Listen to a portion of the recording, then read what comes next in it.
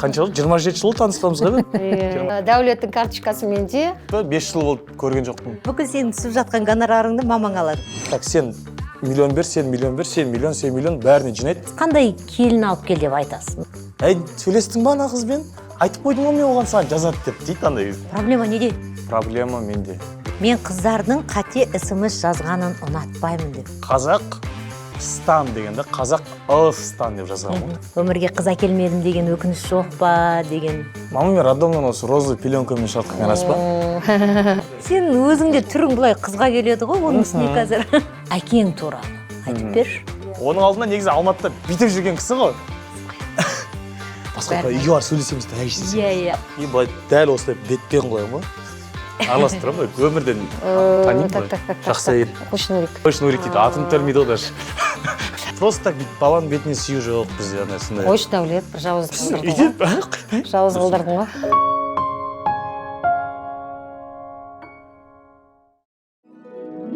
Бізді Мира берген стилист киіндірді.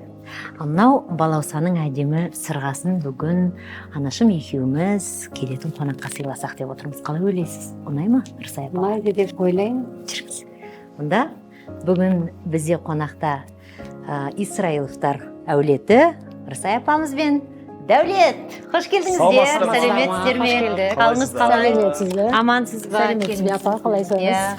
Сізге. Ой, саламатсыз ба? Қалыңыз қалай? Жақсысыз ба? Олдысын апа менің мамам. Қалайсыз? Сәлем Дәулет, қалың қалай? Келіңіздер, төрлетіңіздер. Тапчикке киіп, кәдімгідей. Иә. Маманың сізге ғой. Киіп алыңыздар. Жұмақтың кілті осы жерде дейді ғой. Иә, әделейдің әдемі жылы жұмсақ тәпішкесі. Төрге шығыңыз. Мамамнан сұрап келе жатыр, мына балаусаның әдемі сырғасын сізге сыйлағымыз келеді деп. Сұхбат басталмай тұр, өзіңізге бергім келеді. Рахмет, үлкен рахмет, келмей жатыр. Иә, рахмет үлкен. Төрлетіңіз. Маған да бір нәрсе бар ма екен деп андай. Құрметті достар, бүгін бізде Исраиловтар әулеті қонақта. Рысай апамыз келіп отыр. Үлкен әулеттің үлкен келіні. Оңтүстіктің оңтүстігі, Жетісай өңірі, нағыз салтты ұстанған жер. Қалай болды бастапқы кезде? Жоқ, бастап кезде қиын болған жоқ. Біз студент болдық, жаңадай аула тока жаңадай каникулда барамыз, мероприятияда барамыз, жазда барамыз дегенде ғой. Кірісіп кетіп істей беретіміз, иә. Есімде апамыз ол блины пісір деген. Блины енді онша нете алмаймын. Блины кейін айтып күлдім, қиын екен ғой деп, оны каждый нені жұқа қып пісірген кезде айттым, ғой следующий раз келесінде сатып алайықшы дедім ғой. Иә, сондай терпение керек, шыдамдылық керек, қанша несінде тұрып сағаттарында. Енеңіз бәрін үйретті ма өзі сізге? Үйретті де, көрдік те, біліп те бұрасын, енді мысалға жаңа қойдың шек шабағын тазалау дегендерді, кейін еттерді, жілік-жіліктерге бөлулерді үйретті енді баламыз, қалай қояды дегендей жаңа асқа. Үйдегі тәрбиені кейін өзіңіздің отбасыңызға алып келдіңіз ғой енді, ененің тәрбиесін қазір өзіңіз енесіз. Қол қусырып отырмайсың, үй тазалау керек па, үйде тазалап кете береміз. Тамақта да істейміз. Сосын қонақ келеді, қонаққа да жаямыз ғой, енді дастархан жаямыз, бәрі де көмектеседі. Дәулет болмаса да одан кейінгілер де бар, қыздар бар деген сияқты бәріне бөліп бересің. Заданияның бәрін жазамыз. Қонақтар кеткен екен, бәрін өзіміз жуып тазалаймыз, бәріміз. Жуып тазалап, пылесостап, қыздар да бар, ұлдар да бар. Керек болса папасын да апар бер әкел деп бәрін істейміз. Дәулет үйде мама соған қарағанда бастық қой дейме, бәрін рет-ретімен кім не істеу керек екені. Папам ренжіп қалуы мүмкін, бірақ жоқ. Папам бізде спокойно, бірақ андай бір сағатта бір 2 сөз айтады, бірақ точно айтады болды. Арасында, мамам андай 10 сөз айтады, 8 точно деген сияқты, ике пападан келеді. Сөйтіп пазл болады әйтеуір. Иә. Себебі менің жолдасым ғылыми жұмыскер, ол кісі жұмыста үйде аз болады. Жаңа воскресенье ғана ұстап аламыз дегенде ол кісіні, сол жексенбі күні ғана қалған күннің бәрінде үнемі сол жұмыста болған, неше түрлі жұмыстардың бәрін атқарды. Мен қонақтардан кеш келеді өзі, қонақтар қазір келеді деп қоямыз. Немесе кесейші бол деп қоямыз. Өзі шақырады да, өзі кешіп келе береді, басқан бәрін. Сол енді как бы финансовый жағын бәрін өзі беріп отырады, беріп қойған өзіңіз нете бер деп, сонымен барлығын өзін аласын, қоясын, апарасын дегендей сондай енді. Бәрін білу керек, экономить ету керек деп, айлық осынша аласың, аласың ба соның бәрін по полкам раскидать надо. Квартплата ма квартплата, значит тамаққа қосымша и так далее, все. Апа үйде сіз де сөйтесіз бе? Квартплатадан квартплатаға келін маған әкел. Біздің әжеміз сондай болды. Менің есімде әже сондай болды. Әже сондай. Бәрінің айлығын жинап алатын. Келіндерді жинамай, мен де келін емес, қалғандар. Айлықтың алатын күнімізге шейін біліп отырады да, қай күні айлық келеді. Соны алып келген күні өзің ақ білесің ғой, уже қайда баратын. Беріп аламыз да соны балалық па, мен де ойлаймын. Ертеңін автобусқа мінуің керек қой, өзіңде ештеңке жоқ. Мама тиын берші, қайтып өзінен сұраймыз ғой. Сөйтіп алатын. Бірақ бәрін реттеп отырады. Реттеп отырады. Мынау базарға, мынау продуктыға мен не төркініме тасып жатыр дейсіңдер ма деп ұрыс қояды. Дәл сол сөз, дәл сол сөз. Бір жаққа апарып жатыр деп отырсыңдар ма? Немесе мен көйлек алып жатырмын едім деген сияқты. Әйтеуір сөйтіп ұрыс қоятын. Сендерге ғой ол, сендерге, мен сендер үшін ғой осының бәрін істейтін, мен өзіме құртады дейсің ба? Болды деп қайтасың сонымен. Иә, дәулеттің карточкасы менде, папасының Менің карточкам карточкасы. мысалы 4-5 жыл болып көрген жоқпын. Соны бүкіл сенің түсіп жатқан гонорарыңды мамаң алады. Жоқ, алады мұны карточка депозитке салып қояды ғой, голды бөлек, депозитті бөлек қой өздерінікі, бұлар қайта бізге айтпайды ғой.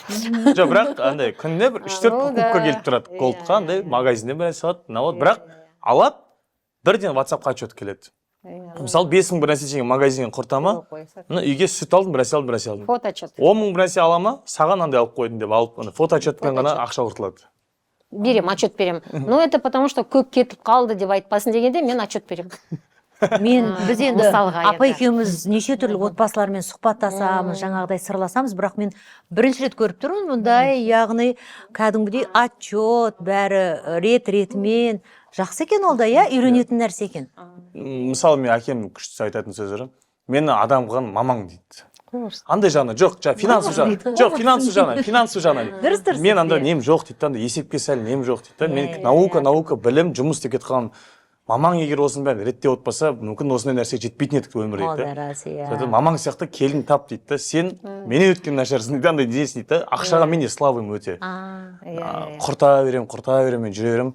Сол мамам айтады да, егер келін ертең болашақ әйелің сен сияқты тоже құрта беретін біреу болып қалса, екеуің шашыласыңдар. Сен кішкене ақша үнемдейтін бір не қыз. үйге жинамайсыңдар, не машинеге жинамайсыңдар, сөйтіп бәрін жаратып тастайсыңдар. Шын мәнінде болашақ жарыңның бойынан сен осы қасиетті іздейсің ба қазір? Енді біз Дәкенің, Дәулеттің үйленбегенін білеміз ғой бәріміз. Қазір таңдау үстіндесің, кейде тіпті қыздарына 130 мың теңге береді дегенде менде сценарийда жазылғаны бар. Ол не 130 мың теңге? Неге аз айтқан? Неге аз айтып қойған? Маман көзінше ұялып отырмыз ғой біз. Айта беріңіздер. Ыңғайсыз ғой. Сонда бар тапқанын қызға береді екен деп мамаң айтады, и так айтады. Айта ма? Бар тапқанын қызға құртасың деп? Иә, ол рас еще десең. Ой, бір бұзық бала өзі осында, ерке бала. Мен андай армандай мамам сияқты күшті андай есеп түгел, сосын мамам андай күшті жағы бар, жанашыр бұл жан-жағына. Бір інісі бір нәрсе қиналып жатыр ма? Так, сен миллион бер, сен миллион бер, сен миллион бәріне жинайды. Тық ана бір нәрсе бере салады дейді сияқты. Сол бәрі бесет береді да, и оның бәрін бастайтын мама. Менде мен туған ағам бар, інім бар, ертең Қазбек племянник бар, племянница бар, сондайлардың бәріне жанашыр болып отыратын әйелі болса деп ше. Бәрін қарап отыратын, жан-жақтан реттеп отыратын. Мысалы, енді өзім кішкене қалада жүргендіктен сондай отбасын, ошағымызды керемет қылып жағып отыратын бір әйел бұйырса деймін сондай. Жан-жағын түгел дейді, мамаң ана жаққа барғысы келіп жатыр екен ғой, папаң ана жаққа бүйткісі келіп жатыр екен ғой дейтін. Сондай әңгімелерді сол маған жеткізіп отырса, әділетке бүйтіп жүрейік, рахметке былай істеп жүрейік дейтін айтып отырса, маған сондай жағынан сондай әйел армандаймын. Енді бірақ бар ғой, жас қыздар бірден оны білмеуі мүмкін. Жоқ, армандаймын. Келе мүмкін мамаң оны үйретуі мүмкін, иә? Мысалы, сіз қандай келін алып кел деп айтасыз? Мысалы, бәріміз енді ана болсаң айтамыз. Балам деп. Мен мысалға біздің мамам жаңағы үйде 3 ұл 2 қызбыз ғой, енді бәрімізді өзінің білетін жеріне берген. Вообще-то мен жолдасыммен бірге бөлеміз, біз дальный бөлеміз. Танысымен бәрін осылай берген, бәріне де сөйтіп үйлендірген. Болады екен. Сүйек жаңғырттыңыздар ма? Сондай қылып неткеміз, жақын бөлеміз. Менің мамамда да сондай болған. Сөйтіп неткеміз, солай үйлендіргенбіз. И енді бірінші келімізде солай. Енді мамамның сестренкасының қайынысының қызы. Ол құдағиларымызды бұрыннан білетінбіз. Ну, мен бұрыннан білемін. Со студенческих лет кімді білемін да, енді қайынысы болған екен енді құдамды. Бахадыр құдамды білеміз. Со студенческих лет бірге оққа барғанбыз, түскенбіз дегендей.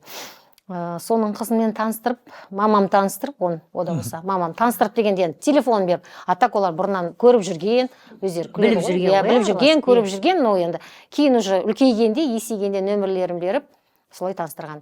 Бірақ айтқан жоқ қой, осы қызға үйленіп, жай ғана таныстырды да қойды. Да, телефондарын берді, бір-біріме алмасып дегенде, ары қарай олар жалғасып кетті ары қарай. Но енді Дәулетке біз енді мынау деп білмеймін мен көрсеткенге. Дәулет қанша рет берді саған телефон? Мамалар ма? Вообще таныстырған жоқ, типа андай. Бір қыз бар деп қоямыз. Бір қыз бар, ана папам әзілдеп айтады, ана бір досымның қызы бар, ана қыз бар, сол жерде қалады. Бірақ мен Күнсұлу әжем, мамамның мамасы, Күнсұлу апам, серьезно WhatsApp-қа бірақ жіберген. Бір 4-5 рет Instagram жіберді маған, страничкалар жіберді. Ай, осыны көрші деп жібердім. Я апа деп көңілін қалдырмаймын. Болды апа, сосын апамдан андай, әй, сөйлестің ба ана қызбен? Айтып қойдың ба мен оған саған жазады деп дейді андай кезде. Ал сен жазбайсың. Апам өтірік жоқ қалмасын деп жазамын бірақ. Жазасың. Өтірік жоқ сосын не ұнамай қалады? Ұнамай қалмайсыз, просто қалайсың, жақсысың ба деп сөйлесіп қоямын, болды, апам риза болса болды деймін. Құдай. Күнсұлу апа, осы жерде қанша адам отырмыз, кадрдың сыртындағы, ішіндегі бәріміз жеңгетай болуға дайынбыз. Дәкеге неше түрлі қыздарды айтамыз, таныстырамыз. Енді проблема дәкеде дей алмаймын. Бала мүмкін таңдап жүрген шығар. Таңдағанда ең бастысы таңдауы өзінің ойындағы арманы орындалсын. Әдемі қыздар көп, тәрбиелі қыздар көп. Өте көп күшті. Проблема неде? Проблема менде деп айта берейінші. Өйткені жоқ, ондай емес. Жаман жағынан іште емес, просто андай осы күнге дейін андай бір фокус басқа жақта болды да менде. Ақша табайын деген ғой. Иә, сондай бір дүние кішкене жинайын, кішкене аяққа тұрып алайын деген бір тойымды өз ақшама жасайын деген. Фокус басқа жақта болды да. Енді вот келе жатқан кезде, мысалы кеше досымның да баласы туылып жатыр деп, бірге өсіп кеткен балалардың уже баласы туып жатқан кезде ойладым, қатарымнан қалмайын. Әр бір белестен келіп жатқан кезде қатарымнан қалмайын деп жүрдім ғой менде. Сол енді осы отбасылы болатын қатарға келген кезде тоже қалып кетпейін, бұйырса биылдан қалмайыншы деп отырмын, білмеймін. Рысай апа, сізге маңызды ма келіннің қай жақтан екені, қандай отбасынан болатыны, қандай тәрбие алғаны, ұлты? Қазақ болған дұрыс, мұсылман болған дұрыс. Қандай отбасы екен жоқ. Бәрібір генетикасына байланысты. Алма ағашынан құламайды деп жатады ғой. Вот сол сияқты әкесіне, шешесіне байланысты ол бәрібір де. Кейін оның түскен ары қарай қоршаған ортасына байланысты, келген жеріне байланысты болады бәрібір. Сізге осы уақытқа дейін сонда Дәулет бірде-бір қызды келіп таныстырған жоқ па? Келіп таныстырмаған. Бір рет қана бір инфекционист қызды айтты. Дәрігер инфекционист деп айтты. Білмеймін ол кім екенін, тас көріп жатса, болды, басқа жоқ. Кейін қайда ол деп едім, білмеймін, жауап өт қайтып. Дәрігерді, иә. Сөйлеспей қойдық. Жақсы, мамаға ұқсайтын болып көрініп жүргенбіз, сосын сөйлеспей қалдық. Қазір бар ғой, байқауымша жастардың арасында осы жаста мен үйленуім керек, немесе мамам айтты, папам айтты деген нәрселер мүлдем енді жұмыс жасамайды, мен түсінген. Өзінің қалауы қай кезде үйленгісі келеді, қай кезде тұрмысқа шыққысы келеді, өздері мүмкіндігінше өздері шешкенін қалайды да. Сондықтан бер жақтан біз айта береміз ау деймін соған қарағанда, иә. Айта береміз. Мен айтам ғой жаңа мына Ләйланың баласына. Аяқ қолы балғадай қыздар ал деп. Соны менің балам. Менің баласы не дейді деген. Бір қызбен таныстым апа дейді. Оқушы ғой енді, ол қыздар көп қой оқушылар. Ол үйіндегі 4 метр деді ма? Бір күні келіпті, апа дейді. Бір қызбен таныспен үйінде 4 метр перде бар екен, соны өзі іліпті дейді. Аяқ қол балғадай ма екен, сен білмеймін ғой, ана биік келгеннен кейін сонда айтты дейді. Аяқ қол балғадай деген ол, мен спортивный телосложениені жақсы көремін дейді. Сондай деп ойлап. Менің балам тіке түсініп тұр ғой, оны айтамыз да, жоқ, онда емес. Аяқ қолы балғадай деген енді қазақта жаңағыдай болашақта ұрпақ әкеле алады, дені сау деген мағынада ғой, иә. Сондықтан аяқ қолы балғадай келін бұйырсын енді сіздерге де. Жылдам, әйтеуір саналы, ибалы болсын ғой енді. Қазіргі мына замандағы тілейтініміз сол ғой. Иә. Жақсы. А өзіңе маңызды ма ұлты, діні, ділі? Діні маңызды деп айтайыншы. Діні. қалғандарын білмеймін, қатты маңызды емес деп ойлаймын. Енді діні ең бастысы, өйткені дін өзгерту кейде қиын болады. А так кез келген адам үйреніседі ғой. Мен де идеально емеспін, өмірді бір жетсіріп жатырмын, ол да бір жетсіріп жатыр. Сол себептен бір-бірімізге главное үйреніп кетсек болды. Бір сұхбатында Дәулет айтады, апа, үйлесіп мен қыздардың қате смс жазғанын ұнатпаймын деп. Мен сонда ұзақ ойландым да, бұл дегеніміз сөз, ол өзіне өте талапшыл деген сөз. Өзі қалай білімді, сауатты, өзіне сондай жар іздеп жүр деген сөз деп түсіндім. Дұрыс па? Сондай жар іздеп жүрміз. Иә. Сондай қыздар Иә, дұрыс қой енді. кішкене тартымды көрінеді маған. Білімді, сауатты. Сауатты, өйткені андай сауатты адаммен сөйлескенде бір қызық, әңгімен күшті өрбей, Ортаң басқаша. ой толғауы керемет болса, ол 2 сағат қалай өтіп кеткен білмей қаласың. Егер ой кішкене андай сәл таяздау болып қалса, блин, сөйлесе алмаймын. Андай өзіңе қызық емес болып қалады, оған да қызық емес болады сен әңгімең. Сол себептен андай бірінші сауаттылық маған қатты маңызды. Білмеймін ол не, қай жерде маған дарыған, бірақ сауаттылық маған қатты маңызды. Күшті. Жан-жақты. Иә, жан-жақты болу керексің. Сауаттылық, ол сауаттылық деген имеется в виду өзінің профессиясына байланысты да ол ас болуы мүмкін өзінің профессиясына. Ол жан-жақты болу керек. И жаңағыдай, үйде де солай, и жұмысында да солай болу керек қой, жан-жақты болу керек қой. И да, например, жаңағыдай, үйде дегенде, стройканы да сегей бересің, например, да енді. Бәрін әкеле бересің енді өзіңе байланысты айтып атқаным. Дәулет, естіп отырсың ғой? Стройкадан да хабар болды. Өзін айтып отыр, өзін айтып отыр. Жан-жақты хабардар болған, это имеется сол ғой енді. Мамама осы соңғы кезде айтып жүрмін, сізде ондай болып келген жоқсыз ғой, келін болып. Сізде ондай қыз болған жоқ дедім.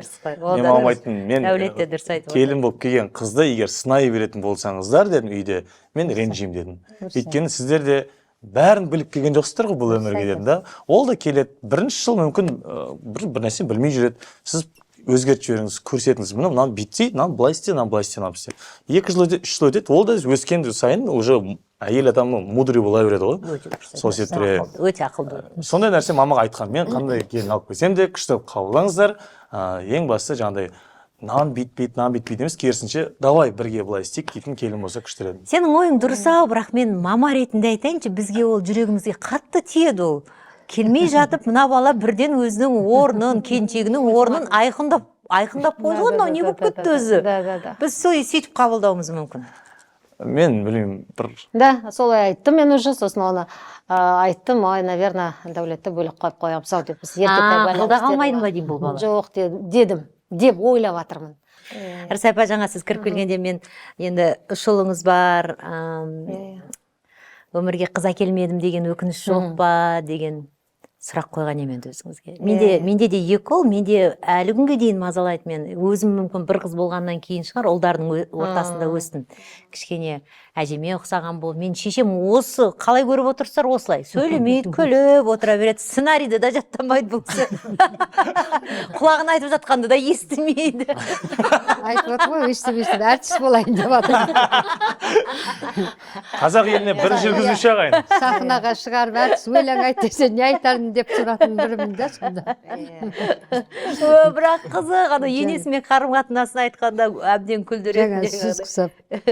Маған енем ананы үйретті ғой, мынаны үйретті ғой деп, иә. Қыздың орны басқа. Мен мысалы құрбыларымның қызына қараймын да, ой, бір қызған ғой кәдімгідей, Құдай-ай. Енді балам 18-ге келіп отыр, мүмкін ерте үйленіп үйге келін келетін шығар, бұйырса. Құдай қаласа, жақсы келіндер түсіре беріңіз, инабатты, адамгершілігі мол келіндер түсіре беріңіз. Енді бұл қыз жоқ енді, шулы болды. Студент кезде бізде енді тұрмыс құрғанда үйде де қыздар көп болды ғой, қыздар болды, ұлдар болды, қанша студенттер баяғыда тұратын еді ғой туысқандар.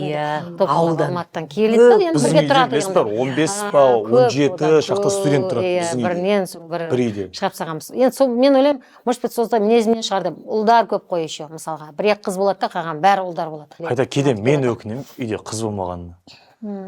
Кейде мен достарымның әпкелері бар да, қараймын да андай. Семейный отырыстары күшті өтеді, қыз деген пәлен бір жанашырлығы болады, андай ше бір. Мен кішкене үйде сол нәрсені істегім келеді да, андай бір қыздардың істейтін нәрсені, жиналып не қылайық деп арасында өзім істеймін да. Бірақ туған ағам айтамын, кішкене алсайшы өз қолыңа деп айтамын ғой. Да, давай дейді да, сол үйде бір нәрсе пісіріп әйтеуір жасаймыз, ырымын келтіреміз. Бірақ ана қыздардың отырысы басқаша, біз сәл андай бір еркектер болған соң басқаша. бірақ біздің үйде бір қызық факт, мен қыз болады деп ойлаған. Мама мен роддомнан осы розовый пеленкамен шығартқан рас па? Сөйтіп дайындалғанбыз деді, қыз болады деп дайындалғанбыз деп. Соған қарағанда мүлдем білмеген болып тұр ғой. Иә, кім болатынын. Рас па? Күлдіріп айтқан шығар, жоқ, не помню. Жоқ, есімде жоқ. Оны мен Айнұр деген мамамның туған сіңілісі бар, сол кісі айтты ғой. Сені розовый пеленкамен шығарғанбыз, сосын розовый ползункалар қойғанбыз ғой уже дейді, дайындалып. Сол үйге розовый ползункамен жүреді, келіп қонақтар еді, ол емес пе деп ана таңғалады дейді. Сосын андай гүл-гүл колготкалармен жүремін үйде, сондай болған ғой, короче. Сондай қыздың образында өскен ба бір нәрсе. Сен өзің де түрің былай қызға келеді ғой, оның үстіне қазір. Қанша? Қош дейді. Үйде дейсіз күлдіріп жүре ма? Сөйлей береді. Иә, күлдіреді, иә. Ұлдардың ішінде де мамасына жақын ұлдар болады. Мысалы, жаңағы мамасы ыдыс жуып жатса, бір жағынан сүртіп тұратын, кір жуып жатса, жайып тұратын. Ұлдарыңыздың ішінде қайсысы сондай? Әлде бәрі футбольный команда ма? Енді үйдің жұмысына дегенде, енді үлкен балам жаңа уже семейный болған екен, отбасы болған екен, енді жаңа жолдасы болған екен, уже ондайды түсінеді деген сияқты, сол ғана жаңа көмектескетін, иә, мысалы, пылесос апар, столдарды көтер, жаңа орындықты жылжыт дегендерді сондайда сол ғана істемесе, кішкентай баламызға айтамыз, соны істейді, мысалға. Дәулет енді істемейді, бұл тамақ жеп алып кетеді, жұмысым бар деп. Иә, бұл ондай көмекке жоқ. Бара бер, карточкаңды қалдырып кетесіз ғой. Менікі сол қаржылай көмек болды. Иә, сөйтіп кете береді болды. Қалғандарын көмектесетін сол екеуі ғой. Енді анаң осында отыр, анаңды қалай құрметтейтініңді, қалай жақсы көретініңді байқап отырмыз. Әкең туралы айтып бер. Жалпы папама мен өмірде өте ризамын. Мен кейде мамама еркелеп айтамын, папама да еркелеп айтамын. Шүкір, сіздер де семьяда туылғаныма деймін. Андай ойнап айтсам да, бірақ мен ойындағын айтып жүре беремін. Біздің семьяда енді андай кішкене махаббатымызды ашық білдіре алмайтынымыз бар. Кейде андай жақсы көремін деп бірімізге өйтіп істей алмаймыз да. Біз ана үйде строго кішкене қаталдық бар да. Бір жылдары жаңа жылдық неге барғым келетін, 7-ші класс, 6-ші класстан, 5-ші класстан карнавалға барғым келеді. Сонда карнавал 3 теңге ма тұрады. Сөйтіп мамам бармайсың болды, ақша жоқ, анана деп ұрсып жатады ғой. Болды, бармайсың карнавал, мен барам деп. Сонда әкем сол кезде сабақ үйретіп бастаған, мен жүр ал есіктің алдына шық деді, кейін қалың деді, қалың кейін алдық. Сөйтіп папамның ескі Nissan премьерасы бар еді, соған отырып алдық. Мен саған ақша қалай табылатынын көрсетемін деді. Сөйтіп кешкі сағат 10 ба сондай ғой. Сөйтіп түнгі сағат 2-ге дейін ба, 3-ге дейін ба папам екеуміз қалада таксовать етіп жүрдік. Папам негізі бересі болатын еді былай. 3 теңге былай ақ бересі болатын еді. Мен саған ақша қалай табылатынын көрсетемін жүр деді. Сөйтіп түні бойы ананы апарды, мен ұйықтап қаламын, тұр дейді, тұрғызады. Сөйтіп ровно 3 теңге жинап берді. Мына 200, мына 100, мына 3 теңге ақша осылай табылады. Типа өмірді өйстіп сүріп білу керек. Барғың келіп тұр ма, осылай еңбектеніп бару керек деген сияқты. Бүкіл нәрсені өмірде қазіргі мүмкін ел әйтеуір мақтап жүрген адам болсам егерде, оның барлығы әкемнің арқасында деп ойлаймын. Бізде андай папам өте мудрый адам.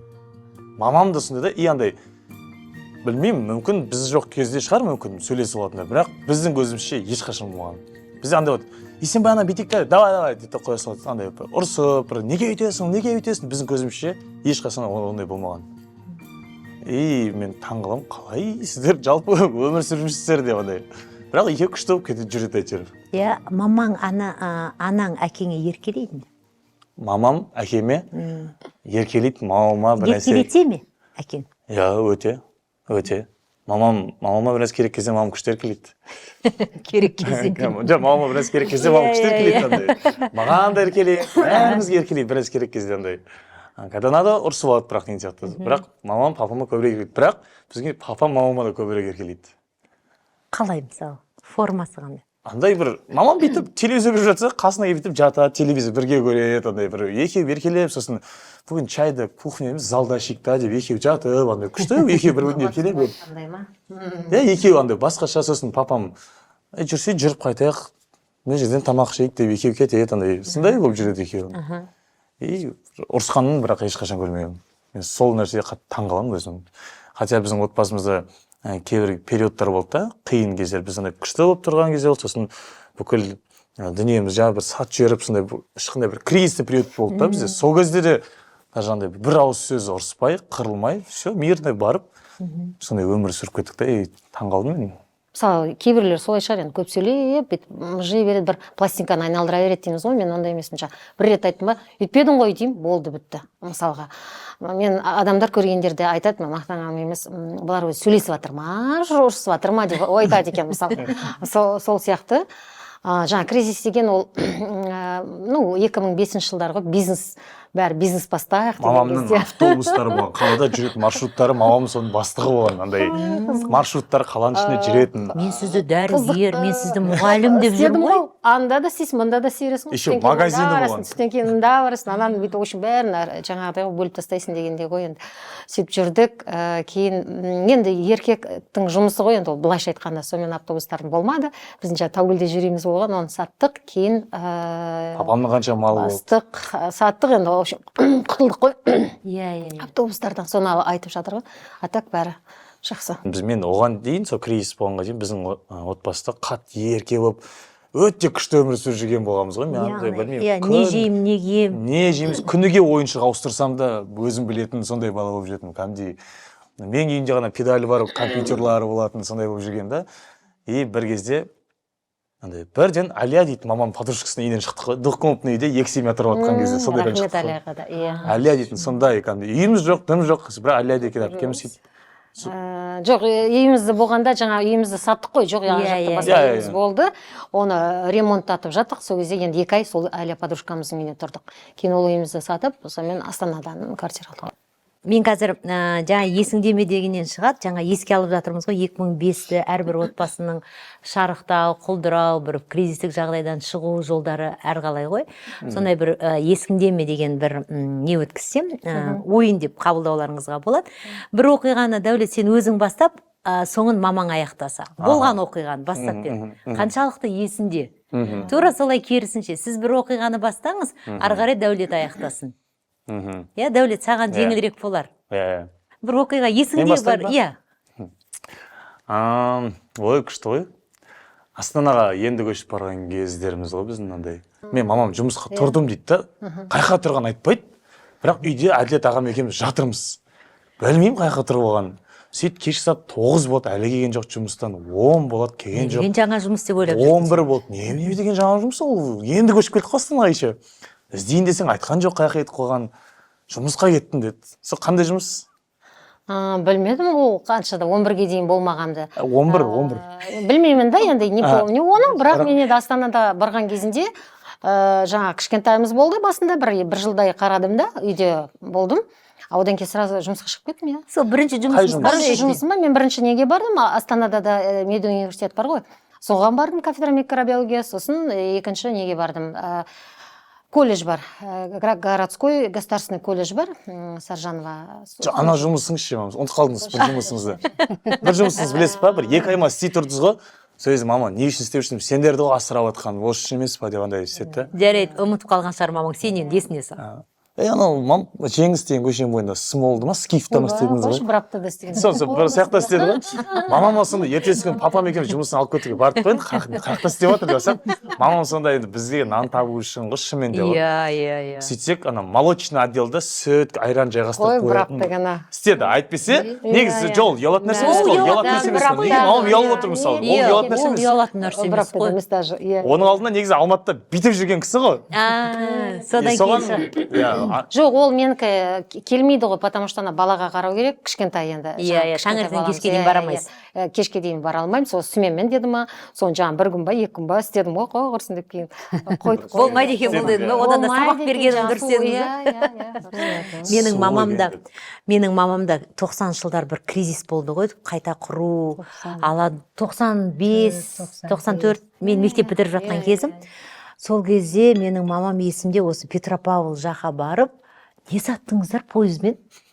Сауда істедік. Оға дейін нан саттық біз. Нан саттық. Нан. Кәдімгі үйде нан пісіретінбіз. Мен баламын. Тапаннан. Иә. Газге ғой. Иә, күшті. Сонда күніне 50 штугын істейді, 50 данасын пісіріп береді. Ағам екеуміз барып, базарға барып өткізіп келеміз. Таңертең жұмысқа кететін еді, бір жұмыстың бәрі сокращение болып, бір сондай бір қиын болып кетті ғой. Жұмыс жоқ болды, шықтыңдар деді. Сөйтіп айта салатын заман еді ғой. Сен істеп атсың ба істемеп, жұмыс жоқ болды, кеттіңдер, бәрің бостыңдар, отпускі деді, жарайды. не ойлаймыз, бірдеңе істеу керек қой, балдар отын бәрін. Нан жабайық дедік. Сөйттік та нан жаптың да таңертең бір 20-30 нанды жабам да, түнгі сағат сол 3-4-де ма 2-де қамыр ашып қойып, саңғы 5-терге тұрып нан жабам да, енем бейшара марқұм. Азанда маған беріп кеш, наныңды мен апарып келейін базарға деп бір кетеді. Ол кісі апарып, сатып келгенше екінші партияны жауып қанда, қайсысының қолы бос сабақтан кім келеді, алады да кете береді бұлар. Иә, базарға. Одан кейін қалады, бір күнде 3 рет па 4 рет жабамыз. 2 тапаны қатар қойып, бірінен кейін бірін бүйте бересің, жер қоя берсін. Бір бала бар ортада, кішкентай, сол тасығыш ортада, базар. Автобуста жоқ қой, соның көрді. Әйтеуір, сөйтіп барып жатыр. Ең соңында осы Ләйладан кейін ұлым бар. Күн қараңғы болып барады кешке жақын. Ана базардағын барып мен көріп келейін, аналар не істеп жүрсің? Мына үйде осы бала қазір. Мама, сіз тастап кете беріңіз, мен ақ жауып қоя салам ондан. Балдарды да нан жабуға үйреттік қой. Балдар істеді ғой. Сөйтіп сондай да күндер болды ғой. Осылар солай бастады, солай. Одан Петропавловскке шықты. Онда ол оқиға енді басқа оқиға болды. Меніңкі алатыным, менің көршілерімнің бәр Ташкенттен носки менен чулки простой. Соларды алып келеді. Реализация береді ғой олар. Подреал береді. Бәрі сондай болды ғой. Соны аламыз да кетеміз. Көкшетауға барған кезде жаңа дәу жігіттер мінеді. Бәрдік пойыздың ішіндегілер жүріп, Көкшетау деп жақындағаннан қыбырлайды, мынаның бәрін не істеп жатыр дейді. Тым түсінбейміз ғой енді. Сауданың қалай басталып қалай. Сөйтсек анау жігіттер Көкшетаудың жергілікті жігіттер екен. Ташкенттен келатқан көкөністері бар. Соның барлығын алып қалады екен ана жігіттер. Сол үшін олар тығатын жердің бәріне тығады екен. Тықпаған алады да тәтті әрбіріне вагончикке 2-3 жігіт келеді, теуіп жүрді, шығар ананы дейді. Бітті, ананы шығарады, түсіріп алып қалады, болды. Ешкім ештеңке демейді оларға. Сондай жағдайлар өтті ғой. Иә, қарап отырсақ қазіргі менің балаларыма осы әңгімені айтса, апасы, андай ертегі айтып отқан сияқты. Үйде де айтсам осыны айтады ғой.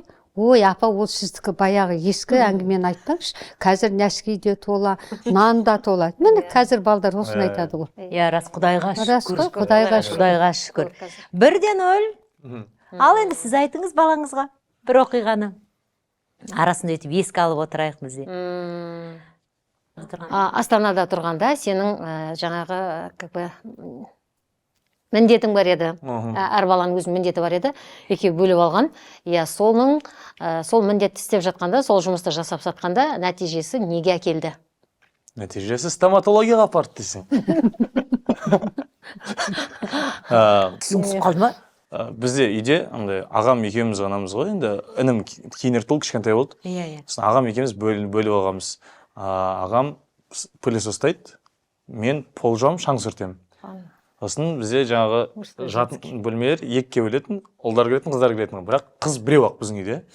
Мамам ғана қыз, сол өз кісі көреді. Сол ағам сол жақты реттейді, мен ұлдар жақты жуамын.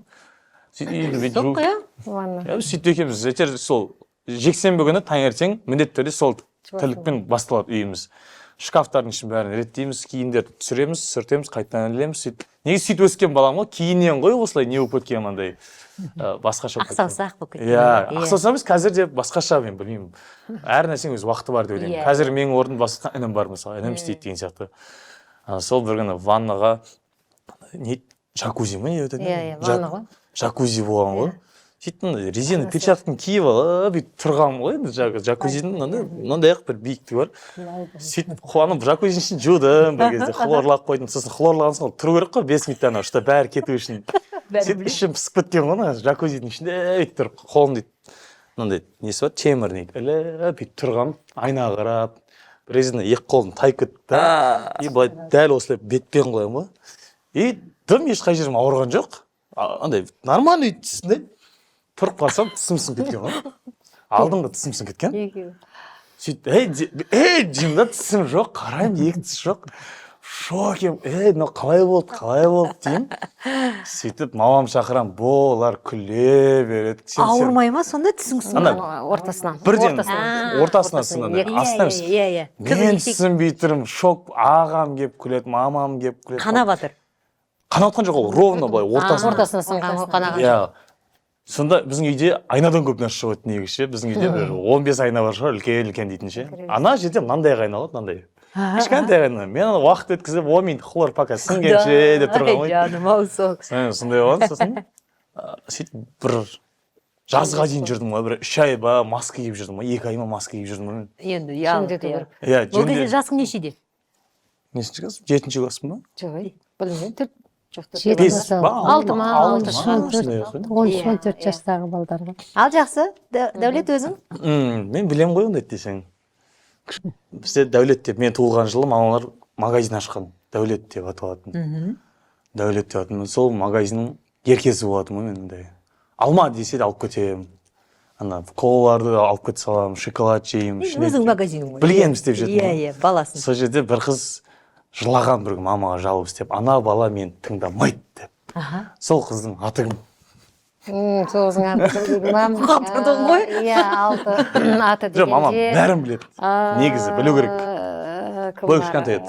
Кім ба? Адам басталды. Ойбай, Алия. Жоқ, Алия меді, кім еді?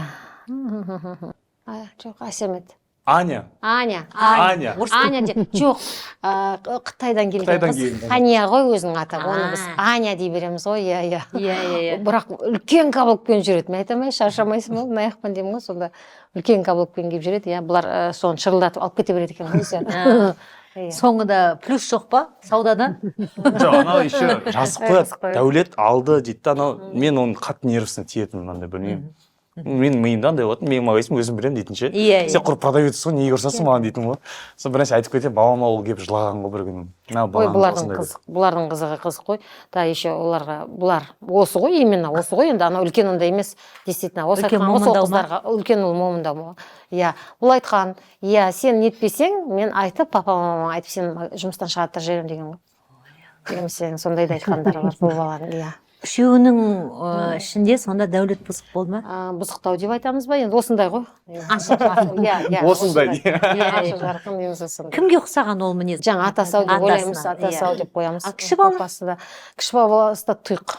Ал сіз айтыңыз енді Дәулетке оқиғаны. Так, сен 4-ші мектепке неге алмай қойды Астанадағы деген ба? Білем ғой мен оны. Ол менің өмірлік травмалардың бірі болып қалып тұрған. Және де не үшін екенімді білем. И және ол қатені не үшін жасағанын түсінбеймін.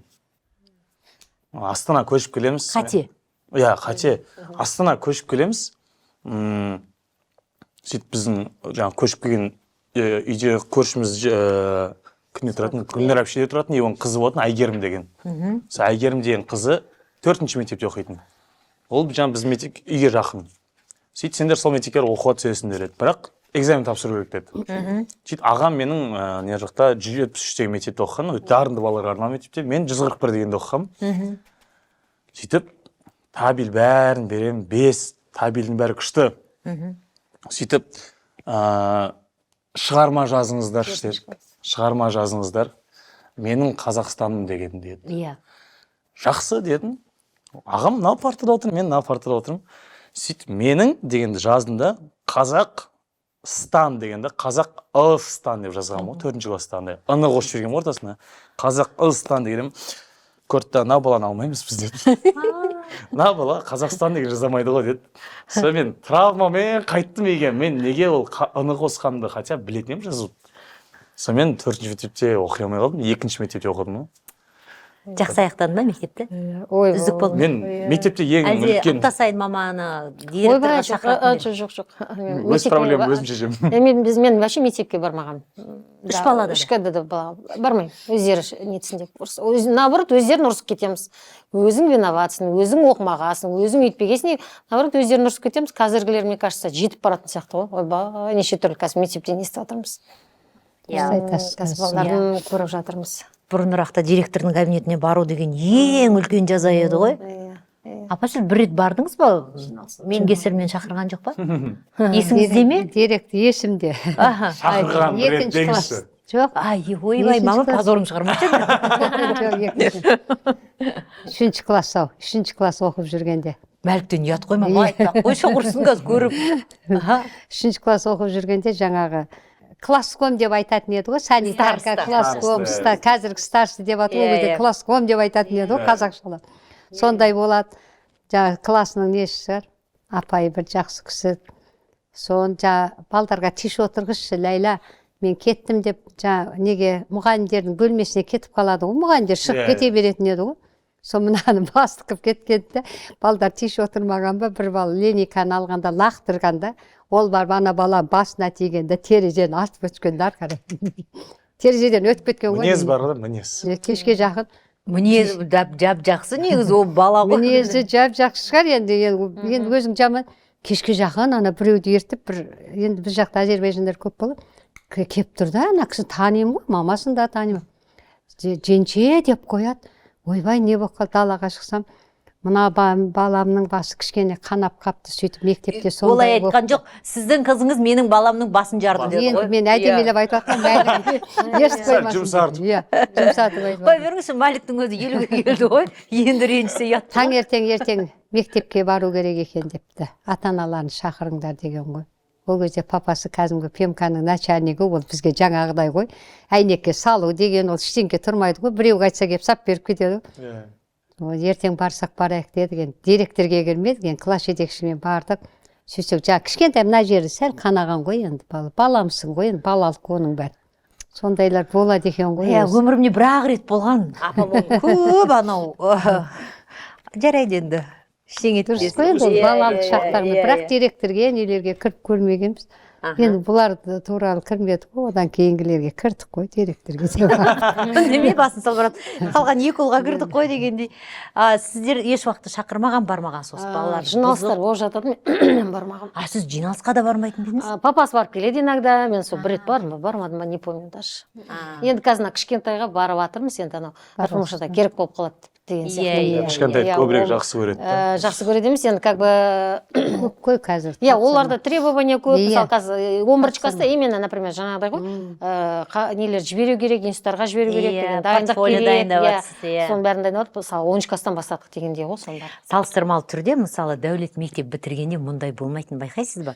Қазір бала мектеп бітіруге 2 жыл бұрын, 3 жыл бұрын сат, IELTS, лидершип, дүниежүзінің университеттерін таңдау, тілді білу, гранттарды білу, яғни ата-аналар ерте дайындалатын болған. Дәулетке сіз осылай дайындалдыңыз ба, мысалы, жоғарғы оқу орнына түсуге 9-шы сыныптан бастап IELTS-қа немесе ЕНТ-ға? Жоқ, бұларда ондай как бы требования болған жоқ, ол кезде мысалы шет тілін тапсырады екен деп, мен үлкен балам енді жақсы оқыды, мысалға Дәулетке қарағанда.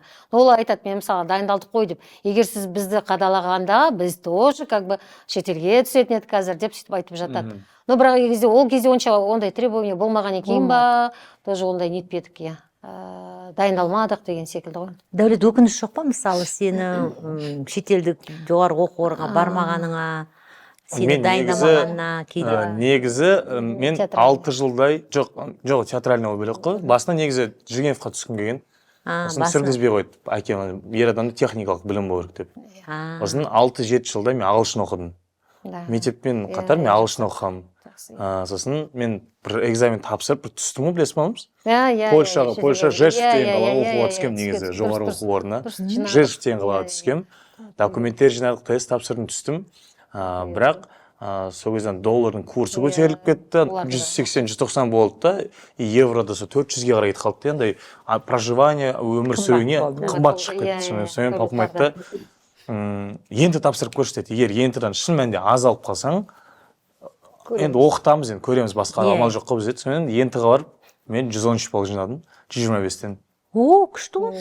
Ентіні еще ең бірінші тапсырып шыққам, еще ең бірінші 113 балл жинап, бірінші орында тұрдым мектепте. Көреміз оған. Сонда да бармадым. Және енді Қазақстанға оқуға грантқа түсіп кейін папам айтты, грантқа балың жетіп тұр, Қазақстанда оқи берсе, ана жаққа барсаң, ол қиын болып кетеді деген сияқты болды. Сонымен қала бер деді. Бірақ творчествоны таңдағым келген өмір бойы негізі. Сосын папам маған бірақ айтқан, ешқашан бетім қақпаған. Егер творчествоң қатты шығып бара жатса, өзіңе алып кетесің кейін деді. Өмірде өзі апарады сен сондай жерлерге деді. И қазір қараймын да, дипломым да бар. Сәл өнердің айналасына тербетіп жүрміз да, и бір қуанамын. Диплом сонда? Архитекторым. Инженер-проектировщикпін. Казгасан бітірген. а бірақ енді магистратурада журналистика оқып жатыр. Қазір оқып жатыр. Журналистика оқып жатыр. Иә. Енді қазір журналист мамандығын оқып жатыр. Менің әріптесім екен ғой. Бұйырса, болашақ. Құдай қаласа оқып жатыр. Иә, қазір енді әр адам өзі бір телевидение, өзі бір радио, өзі редактор, өзі продюсер, өзі режиссер ғой. Сондықтан қазір енді мүмкіндіктер өте көп жастарға бұл жағынан. Сіздердің қолдарыңызға сөзді бердік. Маған көрсетеміз. Иә. Сен оқымады? Не оқыған жоқпын, шын айтамын. Қызық болсын деп оқымадым. Иә, Рысай апа ұлына жасырады. Бірінші сөз қандай, және де сөзді айтпай, сіз түсіндіруіңіз керек. Сіз түсіндіруіңіз керек. 1 минуттың ішінде әке Дәулет жауап беру керек. Беруім керек сразу. Жоқ, бірінші сөзді ғана жасырасыз. Соның келесіне өтеді Дәулет. Так, өте жалтырлайды, алтыннан да қымбат. Бриллиант. Дұрыс па? Иә, дұрыс. Байқадың ғой, Жаңа түскен келіндер басына не киіп жүреді? Орамал. Молодец. Келін жаңағы тойдың алдында өте тәтті нәрсе. Торт. Жоқ. Тойдың алдында өте тәтті Иә, өте майда. Салют. Жоқ, тәтті шашу. Иә, дұрыс. Сіз менен ең көп сұрайтын нәрсе? Ақша. Дұрыс. Келесі. Мен жақсы көретін жер үйде бар. Гүл. Дұрыс. Дұрыс па? Құдалықтан бір-біріне не береді? Кит береді. Дұрыс. Біздің үйде бар өте тәтті екеу. Мен ба? Жоқ, екеу. Немере. Немерелер, дұрыс. Ата-апалар аяғына киіп жүреді жаурамасын деп. Мәсі. Дұрыс. Келесі. Так. Май. Мама, сәл сабақ сұрап отқан сияқты. Мен андай ұрсып отқан сияқты. Май. Май? Да, май. Ненің майы? Май, құйрық май. Құйрық май емес. Жануардың майы. Қандай жануардың майы болуы мүмкін? Қандай жануардың май болуы мүмкін? Қолданыста. Қой? Жоқ. Жылқы? Жоқ. Шошқан? Үретін. Ит? Иттен басқа үретін ештеңе жоқ қой? Бірден айтқанша. Сіз намаз оқыған кезде қолданатын нәрсе? Жай намаз. Жоқ. Таспа. Дұрыс. Теледидардан көп көретін, аналар жақсы көретін. Аналар жақсы көретін? Көп көретін. Аналар жақсы көретін? Ну, енді телевизордан көретін көп. Концерттер? Көп болады олар. Көп болады олар, да. Ұзақ 5 жыл болды ғой. Ананди. Сериалдар ма? Мен мамам көрмейді да просто сол. Иә, дұрыс. Келесі. Так, әйелдерді тағы да не деп айтады, мысалы, жануарлармен теңестірсе? Әйелдер ма? Иә. Кобра, что ли? Дұрыс, жылан.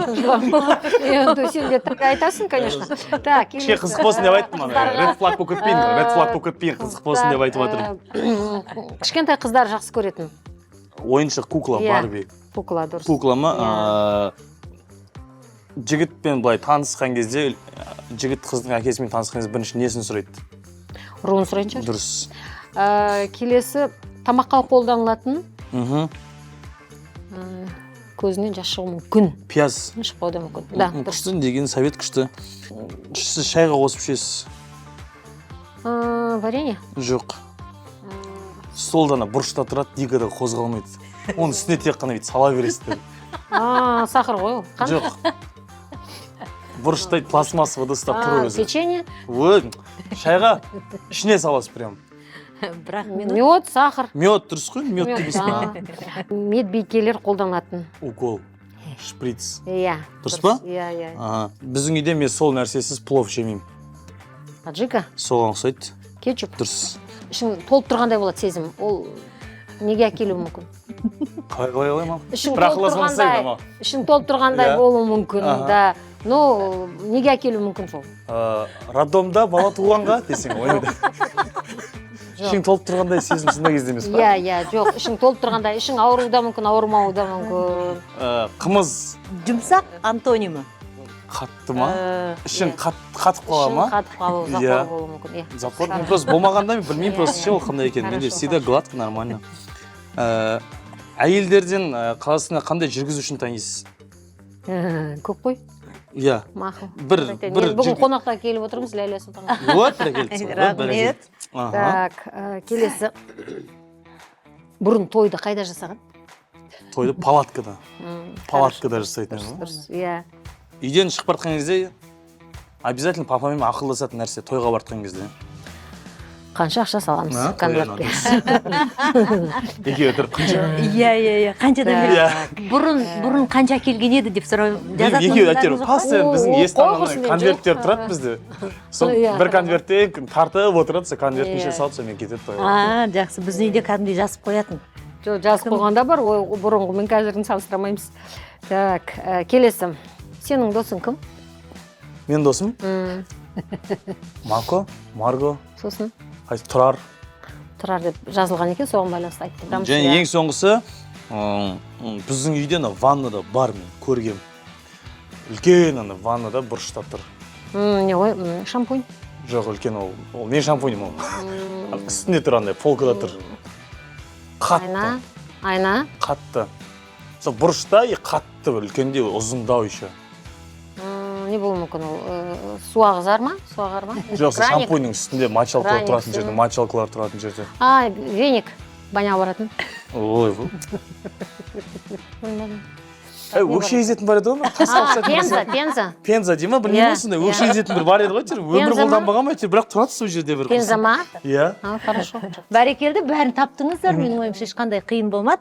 Тағы да бірден жалғастырып жіберсек, енді екі шындық бір өтірік. Екі шындық бір өтірік. Үш ақпаратты айтыңыз, ішінде екеуі шындық болсын, біреуі өтірік болсын. Соны Дәулет. Мысалға мен түске байланысты кез келген. Мен жақсы көретін түсім қызыл, жасыл и ақ. Болды ма? Сен жауап беру керек. Қызыл өтірік. Дұрыс па? Иә, дұрыс. Ал енді қаншалықты мамасы баласын жақсы біледі екен, таниды екен, қалауын біледі екен. Дәулет? Мен жақсы көретін тамағым гречка, макарон, пельмень. Білмеймін ғой. Пельмень өтірік па? Жоқ, жақсы көрмейтін айтасыз. Жақсы көрмейтін айтам ба? Біреуі өтірік Жақсы қосты. көретін. Пельмень, макарон, не болды сосын тағы да? Гречка. Гречка жаман көреді. Гречка жемейді. Ал жақсы, сіз айтыңыз. Так. Біледі екен. Араласамыз ғой? Араласып тұрам, өмірден танимын ғой. Так. Жақсы әйел. Қойшы Нурик. Қойшы Нурик дейді, атын білмейді ғой даже. Нурик деген үшінші бала ғой жаңағы. Қандай Дәулет. танысып отырайық.